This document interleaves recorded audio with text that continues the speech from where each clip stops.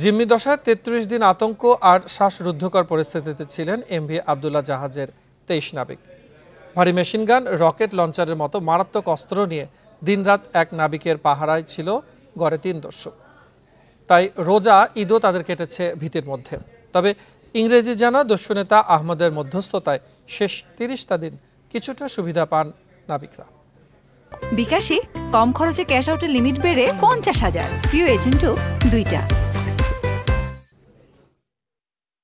১২ March জিম্মি করার পর নাবিকদের প্রতি শুরুতে কঠোর ছিল দস্যুরা। মারাত্মক অস্ত্রশস্ত্রে সজ্জিত দস্যুরা এলোপাতাড়ি গুলি ছুড়ে আর হাঁকডাক দিয়ে আতঙ্ক সৃষ্টি করে। সব নাবিককে সারি করে জাহাজ পরিচালনা কক্ষ, ব্রিজ ঘরে এনে ঘণ্টার পর ঘণ্টা বসিয়ে রাখে মাথায় অস্ত্র ঠেকিয়ে। তখন মনে হয়েছিল এই বুঝি ব্রাশ ফায়ার করে মেরে ফেলল সবাইকে। সেদিন ইফতারিটা বানাইতে পারে নাই, তো সন্ধ্যার সময় ইফতারি, সেকেন্ড রোজা আমাদের ওই দিন শুধু ইফতারের সমস্যা, তারপর থেকে নেভার এভার। প্রথমে ১২ জন দস্যু এসে জাহাজে উঠলেও দ্রুত তাদের সংখ্যা বাড়তে থাকে। জাহাজকে সরিয়ে নেওয়া হয় বারবার। দস্যুর সংখ্যাও দিনে দিনে বেড়ে দাঁড়ায় ৬৫-তে।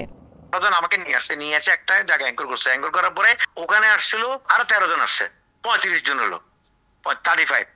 তারপরে প্রত্যেক দিন আসছে ১৪ লোক, আস্তে আস্তে 65 লাস্ট যেদিন আমাদের জাহাজে ছিল 65 ডাকাত। তবে তৃতীয় দিন থেকে কিছুটা নমনীয় হয় দস্যুরা।